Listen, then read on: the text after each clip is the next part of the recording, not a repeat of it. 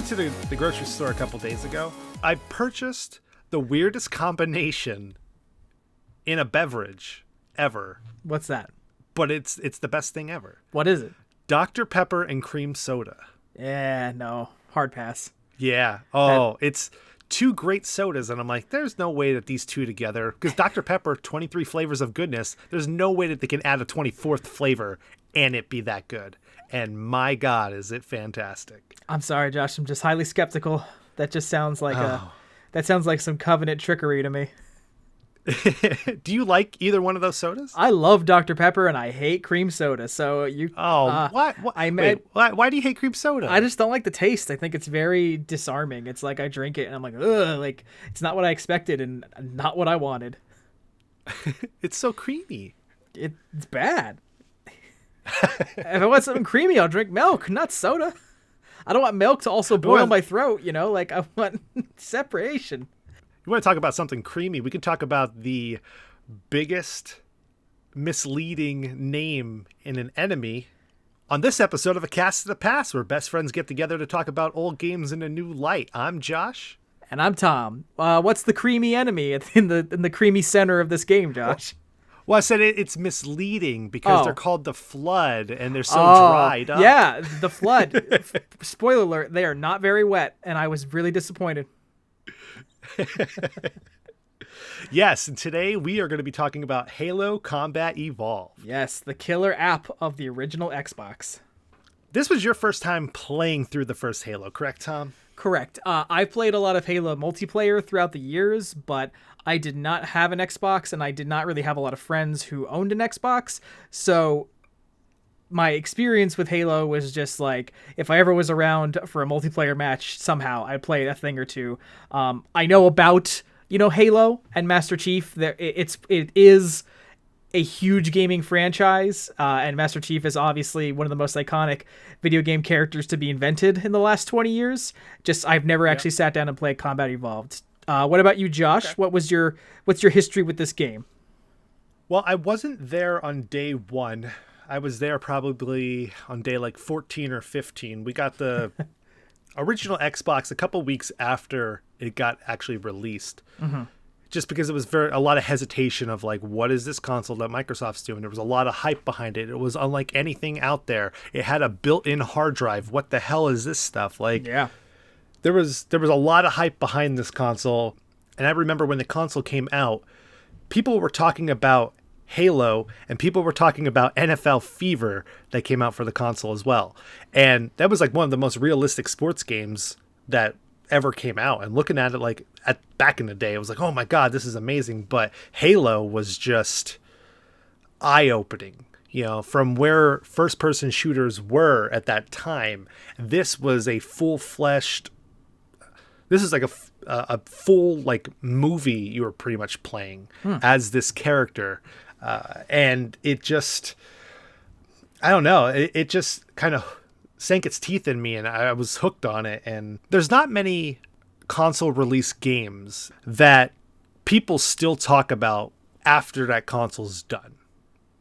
Yes, you have people talk about Mario 64. Mm-hmm. You have people talk about Breath of the Wild. Mm-hmm.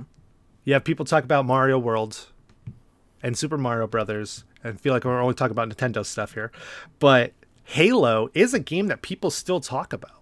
It's tied so exclusively to the success and survival of the Xbox that, yeah, it does go hand in hand with how Nintendo always tries to push their consoles with like a new entry in one of their beloved franchises. This was the launch of a beloved franchise that came with the birth of a console. So it's very significant. Yeah. I agree with you. And that's one thing I love. And people are always like, oh, well, Halo is just the same thing over and over again. Yeah, so is every game franchise. Like when game franchises try to turn things, like flip things around, people tend to backlash a little bit at it. Yeah. Like Zelda 2, but it's one of those things that it worked and it continued to work. The original Halo trilogy is fantastic. 2, not so much, but 1 and 3 are a great beginning and end to a perfect story. But we could talk about those games later down the road. Today we're talking Yes. about Halo 1 and the 10 levels of somewhat goodness that it gave us. No, hang on. Say the title correctly. Oh. No, Halo this is a bit. combat. This is a bit. I'm not actually like lecturing you. Sorry. I was like trying to just push you to say Combat Evolved. Oh. Combat Evolved. Yes, like Dragon Quest XI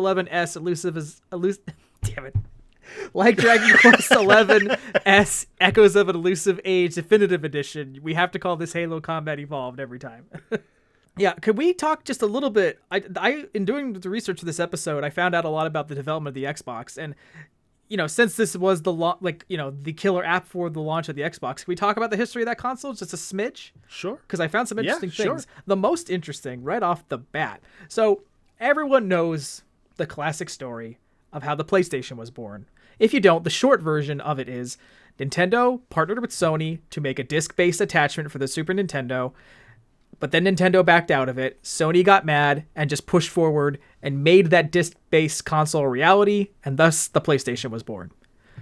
The Xbox, funnily enough, Josh, was born from similar circumstances.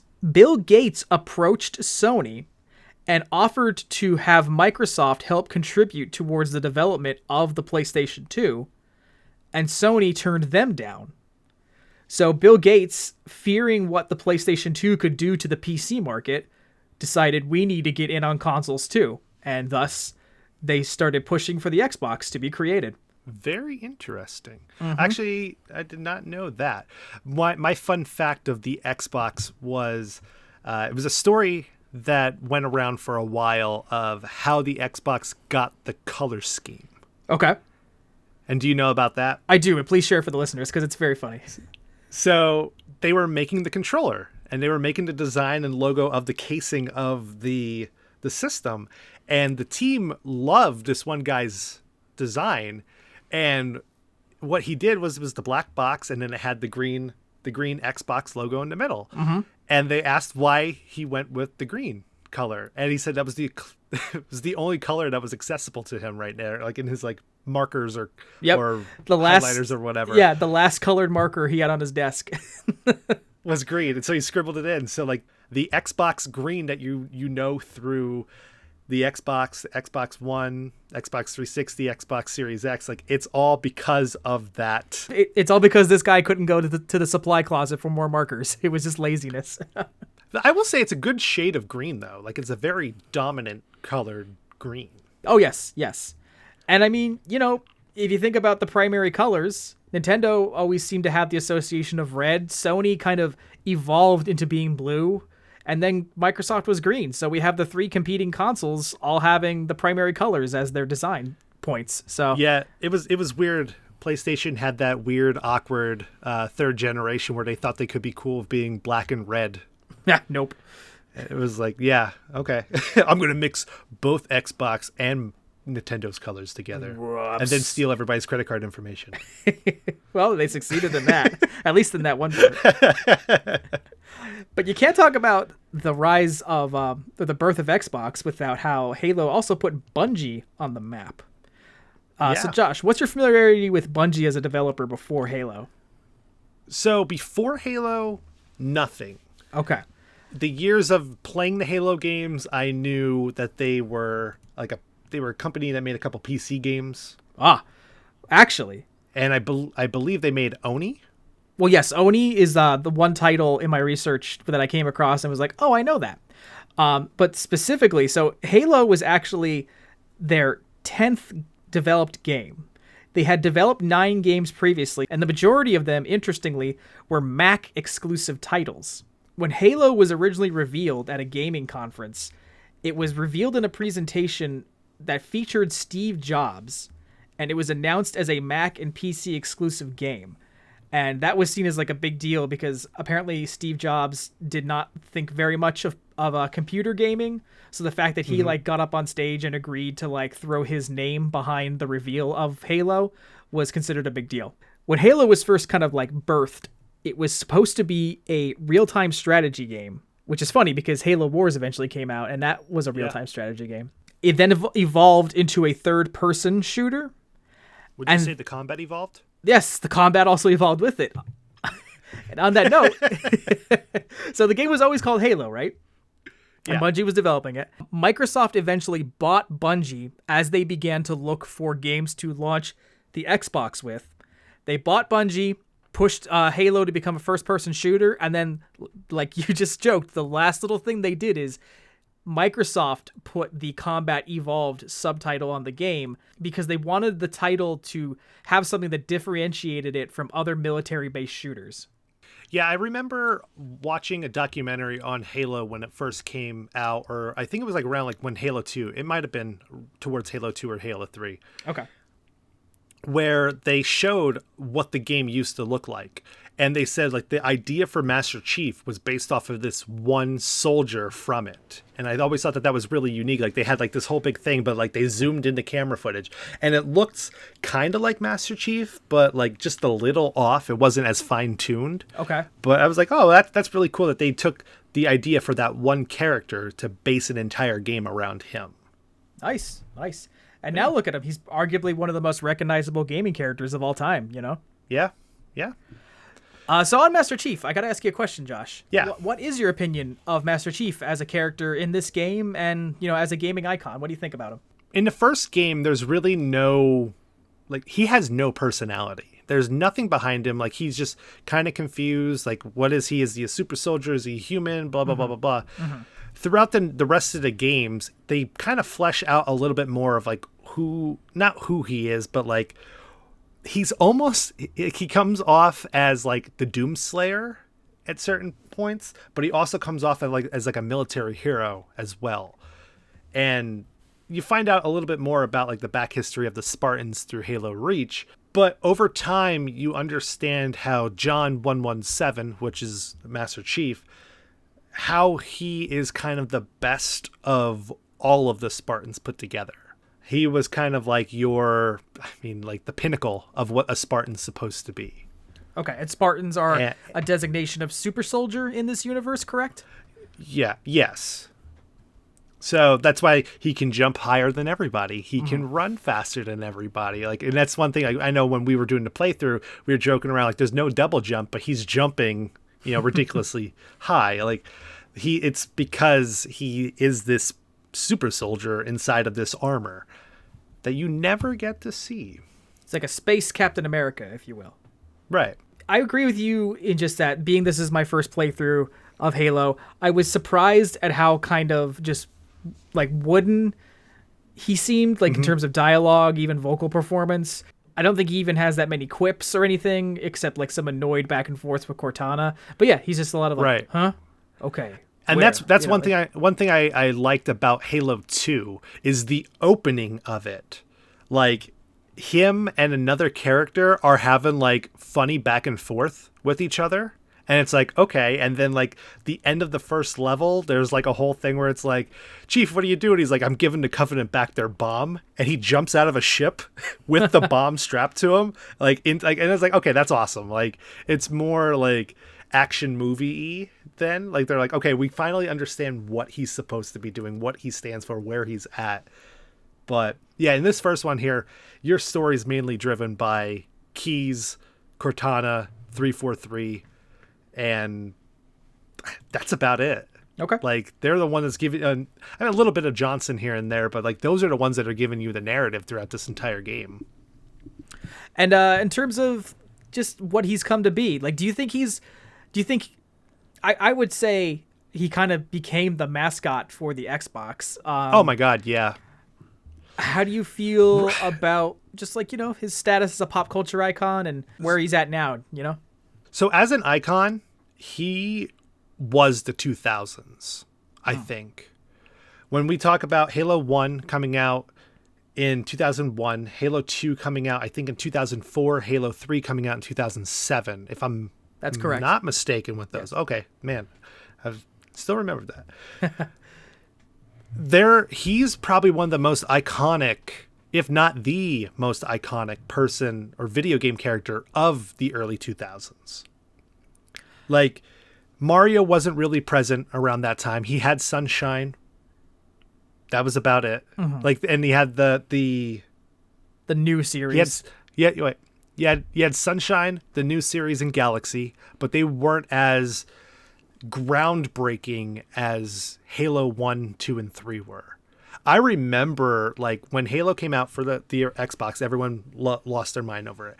When they showed Halo 2 off at E3 and, like, the world went crazy, and then people taking off of school and off of work when Halo 3 came out, like, that was, like, the first time in a long time I remembered people saying, like, I'm not going to school or I'm not going to work or anything like that. Like, I'm taking a sick day to play this game. I agree with you. Yeah. I would say even without playing Halo growing up, I know what you mean, that it was inescapable. I remember kids at school talking about it. 2007 was my first year of college, and I remember the fall, there was a guy who used decorative paint to spray "Finish the Fight," which was the tagline of Halo 3, on his truck. So there was always this truck driving around campus that just said "Finish the Fight" on it, because, like you said, the hype for Halo 3 was very real. And just overall, I would probably argue that until Tracer from Overwatch, there wasn't such an iconic character associated with the release of a game, and Tracer doesn't even come close to what Master Chief is or was. You know what I mean? I don't think it might even happen again, honestly. It's just incomprehensible how popular he is and how much of an impact he made right out of the gate. Yeah, it is crazy though. Like, and like, we're, pretty decently into this episode already, and we've not even scratched the surface of the game, but we have so much to talk about for just this character. Yeah. And it is crazy that the legacy that this game already has. 100%, Josh. You talk about legacy. I don't want to give away too much, but I hope our fans have been able to check out the Let's Play we did of Halo Combat Evolved leading up to this. We joke a lot about how Cortana is now the name of, like, Microsoft's Siri, the automated AI assistant built into all of their operating systems. Halo has bled over into so many things just from how popular it is. Halo 5, I heard, was a stumble. I have not played it yet, and I'm waiting, I guess, till the next one's coming out to be able to play Halo 5 so I can just go through 4, 5, and 6. But, like, Master Chief has been so dormant in Microsoft's library right now that almost, like, the Gears franchise is kind of taken over as their staple. And I know when Halo Infinite comes out, it's going to blow people out of the water. Like, it's going to rejuvenate. I hope when Halo Infinite comes out, it Breath of the Wild's Halo. Well, yeah, it'll have to be. It gives us something that we weren't expecting and we had no idea that we needed in a first-person shooter. I would say that I hope it does that too, just because I would agree with you that Master Chief's still big, but the last few Halo games, I'm aware that 5 did not have a good reception among the fan base. So yeah, he does maybe need a kick in the leg to get back to up to square one. Yeah, and I have a feeling that's what they're going to do. They're going to say, you know what, here's the new console, and we're going to do the same thing that we did 19 years ago and launch with a Halo game. Do you want to just talk about this adventure really quick? We played a co-op run of the single-player campaign and all 10 missions of it. Fun fact, Josh, Bungie apparently wanted this single-player campaign to be 25 missions long, but they had to cut that down. So what are your thoughts overall on the single-player campaign, just before we get into the bits and pieces of it, So when I was younger, I loved this campaign, and I loved it throughout the years, and even playing through it, I still, I remember where everything was, and I make jokes about, like, oh, you gotta go over here to do this, you gotta do this, this is what's gonna happen. And it's muscle memory. Mm-hmm. There's so much muscle memory in this for me.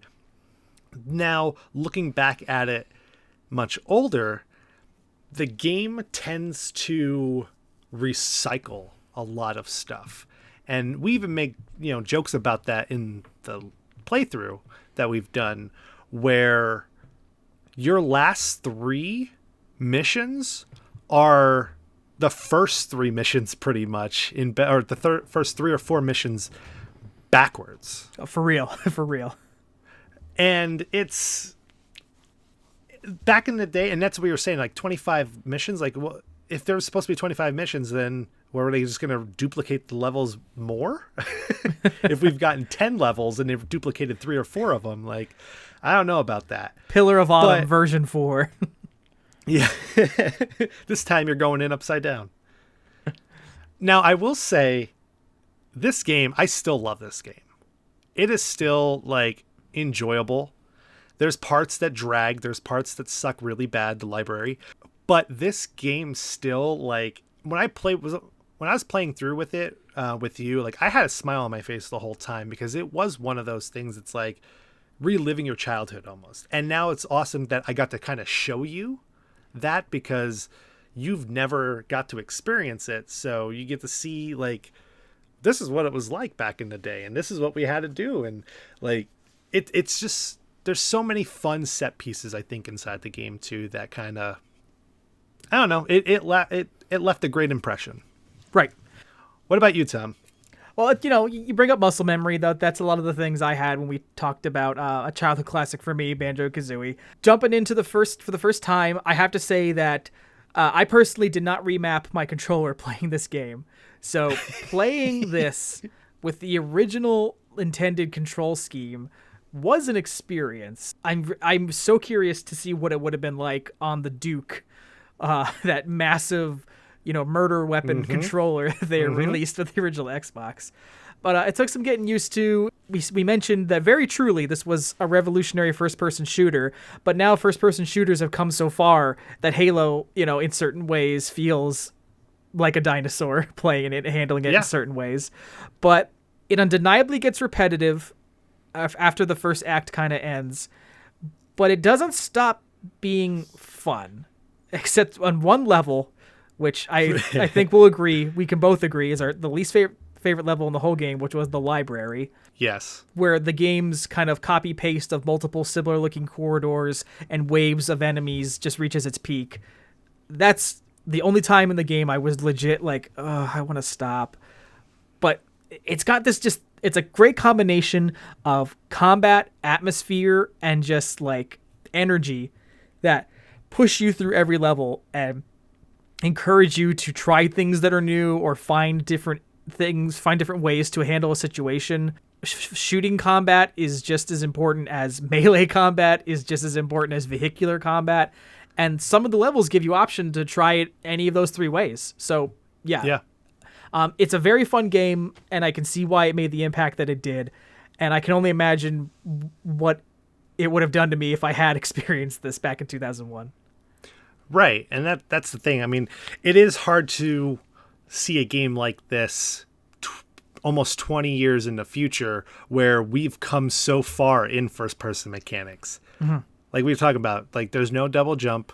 Nope. There's no climbing on things. There's no sprinting, which is, like, one of the weirdest things to go in there. Like, I did find myself sometimes trying to run a little bit faster. I'm like, damn it, no, you can't do that. Yeah. There's no iron sight aiming. Like, certain guns in Halo have an optical zoom, kind of like a sniper rifle's telescope on certain guns. But other than that, it's just kind of like free cursor aiming, you know? There's no iron sights on it at all, which was jarring. Yeah. The game starts us off on the Pillar of Autumn, being attacked by the Covenant forces. Yes, a very classic good versus evil, humans versus aliens kind of setup. And we made jokes about it. It's very Star Wars-y, the opening to it, without a Darth Vader. Well, I guess you kind of are the Darth Vader to a certain extent. The cybernetic killing machine. Yeah. Yeah. But you escape from the ship and land on a weird ring-like planet type thing? Yeah. And spoilers, you find out it's called the Halo. What? Whoa. I thought this was about the Rihanna song. Oh, well, sorry, wrong podcast. But yeah, throughout Halo, which was one really cool thing, was on the ring itself, there's so many different climates. Yeah. You go from just regular, like, nature, heavily wooded areas to snow levels to the beach. Like, there's so much. It's really it's cool and also kind of funny because if you think about it, these could just be like levels on an Earth-based game, But the way they twist it is just that, like, no, like, this is a planet-like structure. It's a ring that has its own atmosphere and terrain on the inner side of the ring. And, like, every time you look up in a level, you can see the complete curvature of the ring and all the stars of space above you, you know? Like, it's like, oh, I could just be on the shores of some beach in Hawaii on this level, but you look up and boom, there's that sci-fi, tapestry hanging above you. It's very cool. Yeah. Yeah, it's really cool knowing that it's not a natural formation. Mm-hmm. Somebody built it. Somebody, huh? Who exactly built Halo, Josh? We don't know. That's right. You don't know, but they drop lots of hints in this game. They're lucky they got a sequel. The story overall is pretty enjoyable. It is a little repetitive at times where it's go save Captain Keyes. All right, now we got Captain Keyes. Now Captain Keyes got himself into trouble. Now you got to go save Captain Keyes again. And it's like, oh, damn it. Yeah, you have to save him multiple times in the game, and then, spoiler alert, the last time you have to go save him, he's dead, which is kind of annoying. And they try to play it off like this heroic sacrifice, send-off, and I was just like, you jerk. I didn't need to do this. Well, I mean, yeah, you needed to do it, but also... Well, he's the reason that all the bad stuff happened, though. Yes. Basically, as you're on this Halo world, and you and your crew of soldiers and superiors are trying to get off of it, but also find out why the Covenant, the evil alien race, are obsessed with Halo, you dig into its control areas and unleash an alien race known as the Flood. Yeah. Now, very zombie-like parasitic creatures. Mm-hmm. And they're not wet at all, as we mentioned at the top of this episode. They're gooey. They're undeniably gooey, but they seem very dry for the most part. Yeah, and they're very sponge-like, especially when it comes to bullets. But sponges, oh, Jesus. Yeah. The parts of this game where the Flood are your main enemies, you will waste so much ammo and then run into legit dry spells of just desperately trying to find any gun you can. Oh, It's survival horror that's only made horrific when you're trying to survive. So once the Flood's introduced, that's where the game kind of starts to amp up a little bit more on the difficult side, too. Because now, not only do you have the Covenant, but you also have the Flood. Flood are a little bit harder to defeat unless you have a shotgun or a rocket launcher. But you get to meet a man or a little droid called 343 Guilty Spark. Yes. AKA Wheatley from Portal 2. I mean, there was several callbacks to that being Wheatley. And that's the thing. Do you think Valve was like, I like that design. I'm going to use that. I'm going to take it, and I like to see you try and stop me. Once you find him, he takes you to the library to get the index to be able to go and activate Halo's defenses on the ring to kind of destroy the Flood. Or so you think. Yeah, hence 2 betrayals. Oh, yes, you find out that the Halo is not built to destroy the Flood. No. The Flood can't be destroyed. They can only be starved to death. So, what you discover is that Halo is actually meant to wipe out all sentient life in the universe that the Flood would have fed upon. It's pretty extreme, don't you think? Oh, it's so extreme. But, like, why would they even create the Flood in the first place? Do we find out who created the Flood? Like, you do find out some more information on the backstory of the Flood, partially through Halo 2 and the rest of it through Halo 3. Okay. Well, Cortana stops you from trying to blow up the entire galaxy. What I had to point out in the Let's Play is, like, she speaks with an American accent, but she's using a lot of, like, British slang in the cutscene where she stops you from listening to 343 that made me ask, was she supposed to be British? I could not find that out in my research, but I'm still obsessing over it. Like, was Cortana supposed to be British? One thing I do love, though, with Cortana and talking about setting up a new computer nowadays, it's the same voice. Oh, so that voice actress is still the Cortana on Windows. Like, I'm like 99.9999% sure that it's the same voice actress. Once Cortana stops you, you start kind of backtracking through all the levels that you've previously played. Yes, yeah. Minus like 1 or 2 of them to get off of Halo. But you have to blow up some generators. You have to save Captain Keyes again, which he's already dead because he's an idiot and let the flood out. And then you go back to the Pillar of Autumn. And while the level is a little repetitive and nerve-wracking when you're trying to blow up the generators, it has one of the best ending playthrough sequences in a game, though.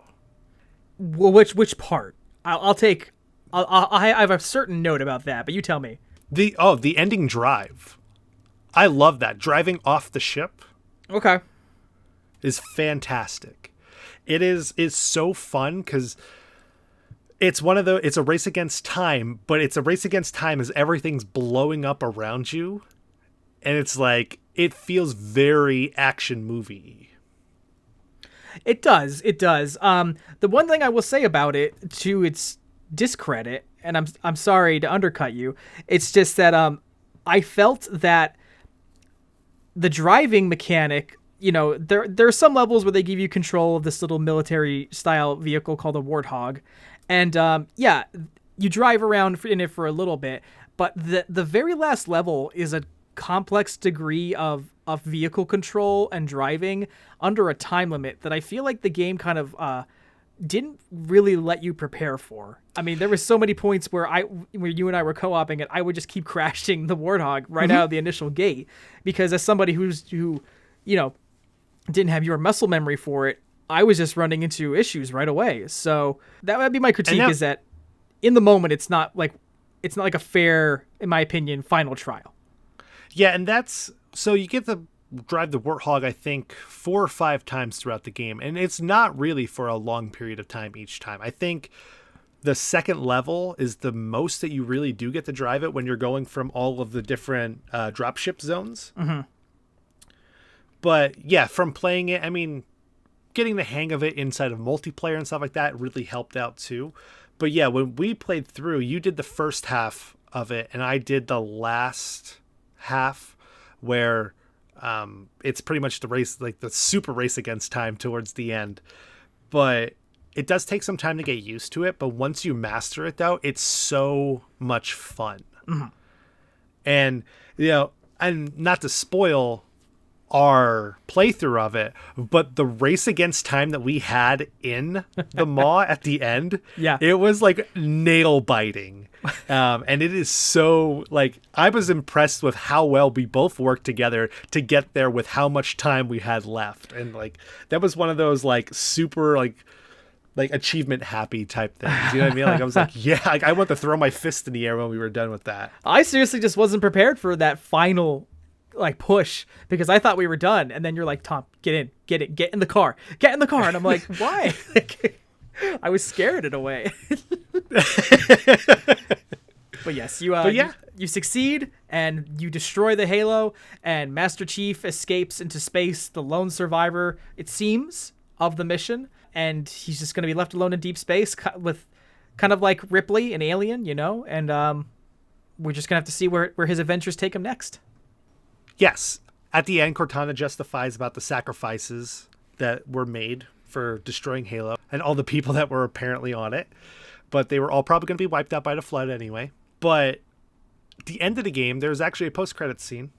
There's 2 post-credit scenes, depending on how you played the game. Oh, we missed those then. I didn't know about that.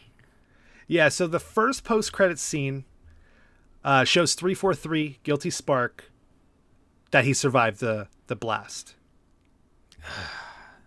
That I hate. Right? Oh, well, I mean, my least favorite character survived. Hooray. Yeah. And then if we played and beat it on legendary mode, which we didn't, we played it on heroic, which was the step below. Mm-hmm. There's a scene at the end when the Pillar of Autumn's blowing up. You see it blow up, and it cuts to a scene of Johnson and an elite fighting over a gun. Like, they both are grabbing onto the gun and like pushing back and forth with each other. and they both turn and look, and they see the ship blowing up, and I think Johnson goes, "Well, this is it. Hold me." And they both like hug each other as everything's blowing up. But the good thing is, though, Halo 2 starts like immediately after this game. like the story-wise. Okay. Like it starts immediately after, which is pretty good. Like it's a good, like, you had that 3-year gap and then all of a sudden it's like boom, or we're right back in the action. Before we go and start talking about the end though, I will say with everything going through this game, one thing that still holds up, I think, is the music. When it's there, absolutely. like it is so, like it puts you in the zone. When you're in 343 Guilty Sparks level, where you're in the corridors before the flood gets released, it's so eerie. When you're out in the open and you're in battle and the music picks up and it's so like epic. Like the song, the infamous Halo theme is awesome too. Like when it kicks in, you're just like, yeah, like we're gonna have fun. And there's so many times when we were playing through and driving and doing stuff, like we were like, like we were like singing along with the music. Yeah, it's one of the most instantly recognizable gaming scores ever, and it just pumps you up so much. Like you said, if it ever started like a specific point in a gunfight, I was ready to turn the tide and just win, like it just hypes you up. And we talk about the music and stuff in Halo. It's so funny that there's people singing and parroting the Halo theme. I remember a couple years ago, it was like girls in the locker room talking about boys about stuff like that, and it's like boys in the bathroom, and it cuts in and it's all of them in the echoey singing the choir to the Halo theme, and it's like it's so perfect. It's so good. To the point where they've added it as a downloadable track in Guitar Hero 3, if I'm not mistaken. Oh, if only Guitar Hero was still up and running. I mean, if you still have it downloaded on your system, you should be good. We can't talk about Halo and the impact it had on first-person games without also talking about what it did for content creation on the internet. I think I know exactly what you're getting at. Are you talking about a little web series? Little company known as Rooster Teeth creating one of the best fan-created shows ever. That is Red versus Blue. And my God, like, it's so good. Like... It is a machinima-based production, not machinima, the content creator. We mean the medium in which you use a video game engine to produce animated shorts with the assets in the game. And yes, Red vs. Blue is based on the Halo game engine, and it's about two teams of competing... Like war factions? Wait, Josh, it's about two war factions with both sides having a lovable band of characters that, like, you're all... Even if you hate a character in the show, you're going to love them at some point in time, but it is such a great comedy that uses the concept of what Halo does. And throughout the years of the games changing, the story actually changed too. And they had they had reasons of why the graphics were better in the episodes by using that like as time travel and stuff. Like, it is so good. But that was a phenomenon when it came onto the internet, where people were like, oh, you can make a TV series inside of a video game? Like, it's crazy. But the amount of work that Rooster Teeth did, and I look at what Rooster Teeth's doing. Like, they're like a global empire right now. Mm-hmm. Oh, that turned them. Yeah, that turned them into one of like the biggest online gaming brands. Up there with Mega 64, up there with I was about to list things that have closed now. Oh, but there's a lot. Okay, while a lot of companies, well, actually, no, that's actually to their credit, because a lot of other gaming independent creators who came up in that era have, collapsed. Yeah. Rooster Teeth to this day is still going. Yeah, and with Rooster Teeth going so strong, they had so many companies bloom out of them too. And it's crazy to see that a game from 19 years ago, started a company for a group of people, a group of content creators. It's so amazing to see what video games can do for people. But this game was a game that brought so many people together 19 years ago to still current day. You can still say, oh, Halo sucks. It doesn't matter. You might be a Rooster Teeth fan. Do you know what I mean? Like, well, you're a Rooster Teeth fan because Halo exists. You can say Halo sucks, but you live in a gaming world that was largely shaped by Halo. No joke. I mean, if Halo didn't come out in 2001, nothing about what we're doing right now would be the same. It's so Maybe crazy would even exist. that, You know? let's talk about Red versus Blue again, right? Red versus Blue was a TV show on people playing Halo. It's almost like people gathered together to watch a group of people play Halo. And years later, we have groups of people watching other people play video games. Yeah, would esports have happened as quickly and easily without Halo? Right. Maybe, but also maybe not. Let's Plays in general, though, like it's the whole gaming landscape right now. I think Halo is a very iconic franchise, and I'm happy that we got it. And like I said, it's a game that might be super repetitive, but it's a game that will still put a smile on your face if you're playing through with friends. Yeah, I mostly agree. My final thoughts are basically just that as a standalone title, it's got a lot of rough edges and it's got a lot of needless recycling in order to pad out the runtime. But in the moment, it's a ton of fun. I can totally see the perspective of how this made such an impact in its time, and it has actually made me very interested to get further into the series and see what the rest of Halo has to hold. And until next time, we'll see you in the future. Well, that's it for A Cast to the Past Plays. Make sure to follow us on all podcast streaming services, as well as staying up to date with us on Facebook, Twitter, and Instagram. And stay tuned for upcoming episodes of A Cast to the Past Plays on YouTube. Until next time, we'll see you in the future.